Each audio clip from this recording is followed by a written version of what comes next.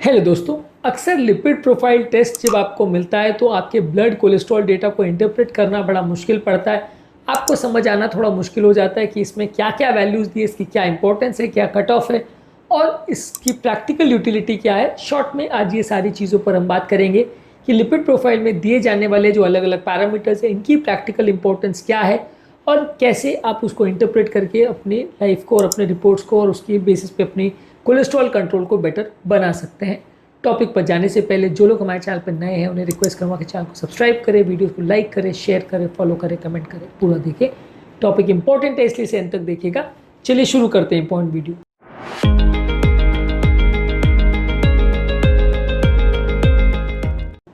सबसे पहले total cholesterol जो है ओवरऑल ब्लड में कितना एलडीएल, एचडीएल और वीएलडीएल है ये मैनेज करता है। इसका ओवरऑल 200 से ज़्यादा वैल्यू नहीं होना चाहिए।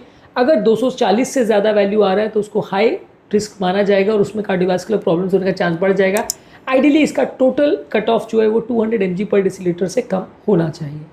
इसके अलावा लो डेंसिटी लाइपोप्रोटीन यानी जो बैड कोलेस्ट्रॉल होता है ये सबसे डेंजरस कोलेस्ट्रॉल होता है। इसका वैल्यूज़ नॉर्मली 100 से ज़्यादा एक्सीड नहीं करना चाहिए। जितना ज़्यादा इसकी वैल्यू एक्सीड होती है उतना ही रिस्क बढ़ता जाता है। अगर किसी को ऑलरेडी हार्ट अटैक या कार्डियोवास्कुलर प्रॉब्लम हो गया तो उसके केस में आपका कट ऑफ 70 मिलीग्राम पर डेसीलीटर से कम होना चाहिए। नेक्स्ट होता है HDL यानी हाई डेंसिटी लाइपोप्रोटीन। ये गुड कोलेस्ट्रॉल होता है, ये जितना ज़्यादा हो उतना अच्छा है। ये ब्लड वेसल्स में कोलेस्ट्रॉल के ब्लॉकेजेस बनने के प्रोसेस को कम करता है और आपको हार्ट को प्रोटेक्ट करता है। HDL वैल्यूज़ नॉर्मली 60 मिलीग्राम पर डेसीलीटर से ज़्यादा होना चाहिए।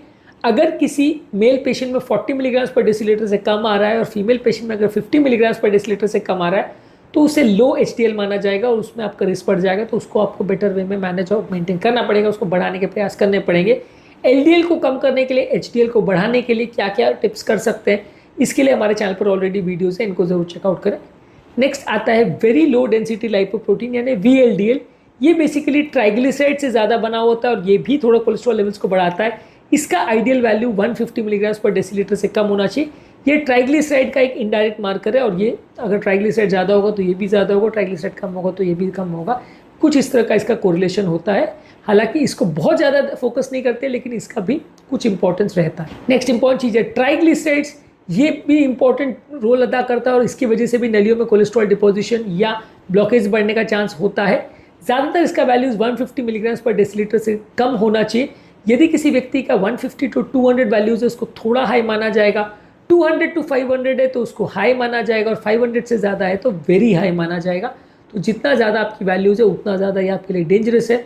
ट्राइग्लिसराइड वैल्यूज़ को आइडियली अगर डायबिटिक पेशेंट्स है या हाई रिस्क पेशेंट्स है या किसी को अगर ब्लॉकेजेस है तो उसको 150 मिलीग्राम से नीचे रखना चाहिए।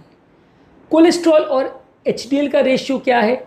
टोटल कोलेस्ट्रॉल और HDL का जो रेशियो है ये अगर रेशियो हायर है तो ये सजेस्ट करेगा कि आपका कार्डियोवास्कुलर रिस्क ज़्यादा है। HDL ज़्यादा होना चाहिए, रेशियो आपका कम होना चाहिए।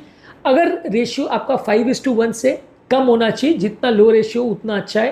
टोटल कोलेस्ट्रॉल HDL का रेशियो भी कई बार रिपोर्ट्स में आपको मिलता है। ये रेशियो अगर 5:1 से ज़्यादा है तो आपके लिए बुरा है। नॉर्मली इसका रेशियो 5:1 से कम होना चाहिए। एक होता है LDL यानी बैड कोलेस्ट्रॉल और गुड कोलेस्ट्रॉल का रेशियो।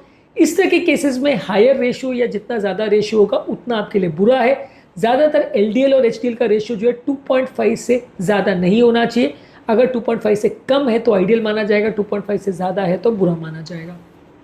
ज़्यादातर ये कोलेस्ट्रॉल और LDL के बारे में समझना ज़रूरी है। ये LDL कोलेस्ट्रॉल है, नलियों में ब्लॉकेजेस या प्लैक्स बनाने में इसका इंपॉर्टेंट रोल है।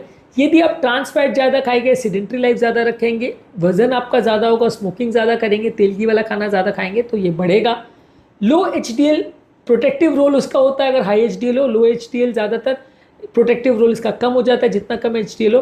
रेगुलर फिजिकल एक्टिविटी करने के द्वारा, डाइट को इम्प्रूव करने से और स्मोकिंग रेगुलर बंद करने से आपका HDL वैल्यूज़ में इंप्रूवमेंट आएगा। उसी तरह से ट्राइग्लिसराइड्स भी कई बार ये लो HDL और हाई LDL का अगर कॉम्बिनेशन और साथ में ट्राइग्लिसराइड भी ज़्यादा हो तो ये भी ब्लॉकेज बनाने में इंपॉर्टेंट रोल करता है। इसके लिए भी आपको वजन कम करना है, शुगर को कम करना है और एक्सरसाइज रेगुलर करना है तो इसमें आपको सिग्निफिकेंट चेंजेस मिलेगा। ज़्यादातर किसी भी व्यक्ति को अपने ओवरऑल कोलेस्ट्रॉल लेवल्स को बेटर करने के लिए सैचुरेटेड और ट्रांस फैट्स को कम रखना चाहिए, अनसैचुरेटेड फैट ज़्यादा खाना चाहिए, ज़्यादा मात्रा में फाइबर रिच फूड प्रोडक्ट जैसे सब्जियां हैं, फल हैं, इनको ज़्यादा खाना चाहिए, रेगुलर एक्सरसाइज करनी चाहिए जिसमें स्विमिंग है, ब्रिस्क वॉकिंग है, ये ज़्यादा करना चाहिए। अगर फिर भी कोलेस्ट्रॉल वैल्यूज ज़्यादा है तो उसके लिए मेडिसिन लेना चाहिए। मेडिसिन लेने के बाद भी रेगुलर चेकअप्स करते रहना चाहिए कि वैल्यूज़ प्रॉपर कंट्रोल हो रही है कि नहीं। यदि सिग्निफिकेंट प्रॉब्लम है तो किसी प्रोफेशनल कार्डियोलॉजिस्ट या फिजिशियन या डायबिटोलॉजिस्ट या कोलेस्ट्रॉल स्पेशलिस्ट डॉक्टर्स का स्पेशल कंसल्टेशन करना चाहिए और इनसे डिस्कस करना चाहिए, अपने वैल्यूज़ को मैनेज करने में मदद लेनी चाहिए। और आपकी ओवरऑल डाइट के हिसाब से और आपकी ओवरऑल कोलेस्ट्रॉल पैटर्न्स के हिसाब से कस्टमाइज प्लान आप ले सकते हैं। डॉक्टर से डाइटिशियन की भी मदद ले सकते हैं जो बेटर वे में गाइड कर सकें कि आपको क्या खाना चाहिए, क्या नहीं खाना चाहिए, क्या करना चाहिए और क्या नहीं करना चाहिए। तो आज के टॉपिक में हमने डिस्कस किया कि आप आपकी कोलेस्ट्रॉल की जो डेटा है उसको कैसे इंटरप्रेट करोगे, या आपकी लिपिड प्रोफाइल की जो रिपोर्ट आती है उसका कैसे इंटरप्रिटेशन करोगे, और इसमें क्या क्या इंपॉर्टेंट पैरामीटर्स होते हैं, उसकी क्या इंपॉर्टेंट वैल्यू है। उम्मीद करूँगा कि आज के टॉपिक में कुछ नई बातें जानने को मिली होगी। जो लोग हमारे चैनल पर नए हैं उन्हें रिक्वेस्ट करूँगा कि चैनल को सब्सक्राइब करें, वीडियोज़ को लाइक करें, शेयर करें, फॉलो करें, कमेंट करें, पूरा